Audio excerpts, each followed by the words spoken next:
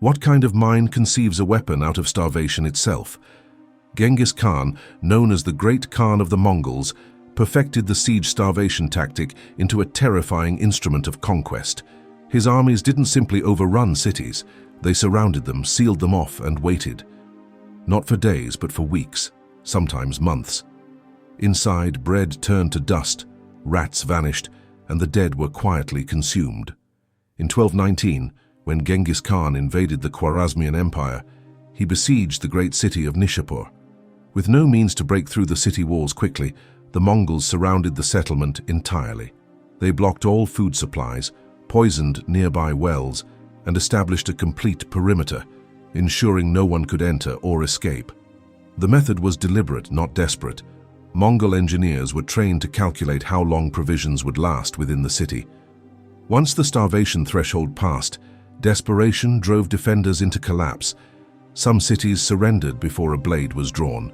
Others resisted, only to fall into horrors far worse.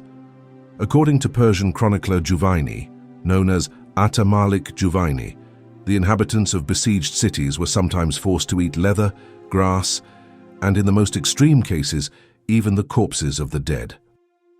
None remained to bury the corpses, he wrote of Merv, another city that faced starvation under siege, and the dogs feasted on the flesh of the faithful. When the gates finally fell, the Mongols were not merciful. The survivors, gaunt, skeletal, barely human, were massacred or enslaved. The siege starvation tactic was not just a means of victory. It was a psychological weapon to show that resistance would lead not only to death, but to a slow, humiliating, and helpless end. Taken as spoils, the fate of captured women. Genghis Khan, known as the universal ruler of the Mongols, led one of the most ruthless expansions in history. His armies didn't just defeat their enemies, they dismantled entire societies. And in the wake of each victory, the fate of captured women followed a chillingly predictable pattern. After the sack of Bukhara in 1220, the Mongols seized thousands of women and girls. Many were distributed among the soldiers as rewards for their service. The higher the rank, the more prestigious the captives. Noblewomen were often set aside for Mongol generals or even for Genghis Khan himself. Lower-ranking women were divided among the troops or forced into menial labor, servitude, or worse. Juvaini, the Persian chronicler who followed in the footsteps of the Mongol conquests, recorded how, after cities were taken, they separated the men from the women, the children from their mothers, and drove them into camps like herds of sheep. The language was not metaphorical. It reflected the cold, industrial scale of human handling the Mongols had perfected. Women were often paraded before commanders, ranked by appearance, age, and social class. Beauty became a curse.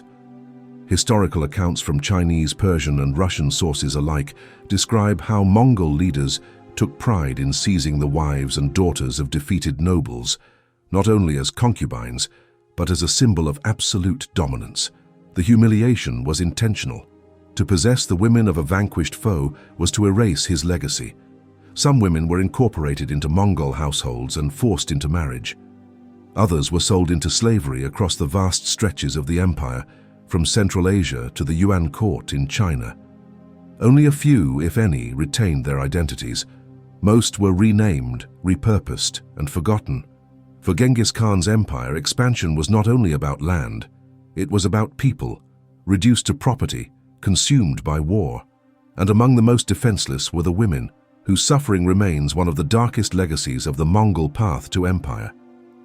The human shield line, sacrificed before battle. Among the many brutal tactics employed by Genghis Khan, known as the founder of the Mongol Empire in 1206, the use of human shields stands as one of the most coldly calculated. This was no accident of war. It was a deliberate, systematic policy. Captured civilians, often from recently conquered towns, were forced to march ahead of Mongol troops into enemy lines. Their bodies served a grim purpose, absorbing the first barrage of defending arrows, exhausting the enemy's firepower, and sowing confusion. One of the most infamous examples took place during the Mongol invasion of the Khwarezmian Empire, particularly at the siege of Gurganj in 1221. As resistance stiffened and defenses grew desperate, Genghis Khan ordered thousands of prisoners, mostly women, children, and elderly men, to be pushed forward as a buffer between his forces and the city walls. Persian historian Juvaini, who chronicled the Mongol campaigns in his work Tarikh-i Jahangushai, noted how the Mongols spared few lives when a city resisted, but paradoxically preserved captives only to use them as disposable tools. They used the people of one city to batter down the next, he wrote, grimly documenting the machinery of terror in motion. These human shields were placed in front of siege engines or tied together in lines to prevent escape. Some were made to dig trenches, haul supplies, or fill moats, all while under enemy fire. If they survived the assault, they were often killed afterward, having outlived their usefulness. This tactic served more than a military function. It sent a chilling message: surrender or see your neighbors and kin forced to die in your place. The sheer ruthlessness shattered the morale of many defenders before a single blade was drawn. To the Mongols, war was not governed by chivalry or mercy. It was governed by results. And if victory meant sacrificing thousands of innocent lives to weaken a fortress's resolve, then that price was not just acceptable, it was expected. For Genghis Khan, war was total. Not just soldier against soldier, but entire populations used as pawns in a horrifying game of conquest. Death by trampling, verdict of the steppe. In 1223, after the Mongols crushed a coalition of Rus's princes and their Kipchak allies at the Battle of the Kalka River, the survivors faced not mercy, but a calculated and humiliating end. The Mongols, led by generals Subutai and Jebi under the command of Genghis Khan, had no intention of treating their captives as honorable foes. Instead, they turned their punishment into a spectacle of absolute dominance. Mstislav of Kiev and other captured Rus's nobles were not executed by blade or by fire. According to both Rus's and Persian sources, the Mongols laid these princes face down in the earth. Then, in a calculated performance, they constructed a large wooden platform directly on top of the living bodies. A great feast was held above, where the Mongol commanders drank and dined while their prisoners slowly suffocated beneath them. Historical accounts vary in some detail, but the Russian primary chronicle and later Persian narratives agree on the essential horror. The Mongols chose this method specifically because it caused immense suffering without spilling a drop of blood. In Mongol legal and cultural tradition, especially when dealing with high-born enemies, it was sometimes taboo to shed noble blood directly, so they devised a method of killing that was brutal, yet technically bloodless. The result was excruciating. As the feast wore on, the weight of the platform and the men seated atop it crushed the life out of those below. When the banquet ended, so had the lives of the Rus's nobles. Their bodies were broken, their dignity erased.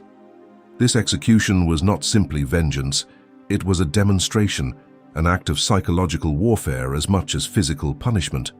By turning death into a grotesque feast, the Mongols declared their supremacy not just through force, but through domination of memory, reputation, and legacy. Dragged behind horses, the punishment reserved for traitors. Among the punishments carried out under Genghis Khan's rule, one stood out for its specific use against betrayal, being tied to the rear of a horse and dragged until death. This was not a common battlefield execution. It was a targeted sentence used primarily against those who had violated trust, defectors, spies, or governors who surrendered a city and later resisted. In Mongol law, treason was not simply disobedience, it was a disruption of the Khan's world order, and it demanded a public, irreversible response. The punishment was direct. The condemned individual's hands were bound, sometimes their limbs dislocated to prevent resistance.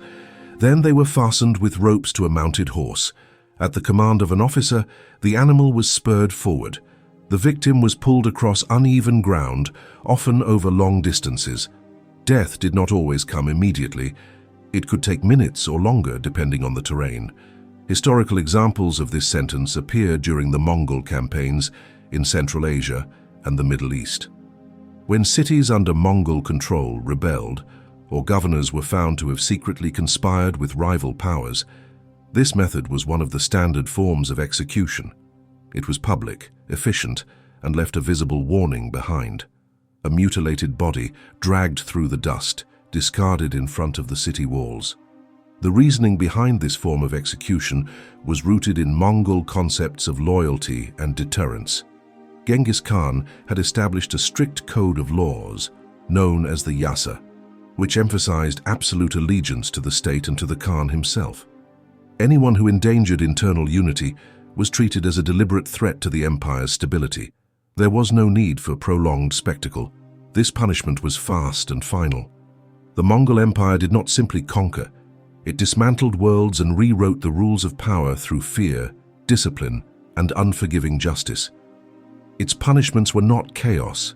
They were messages carved into human flesh meant to echo across generations. These were not excesses. They were strategies of domination. Comment below, how did the Mongols' use of punishment shape their rise from nomads to rulers of the largest land empire in history? As Giovanni wrote, "They came, they sapped, they burnt, they slew, they plundered, and they departed."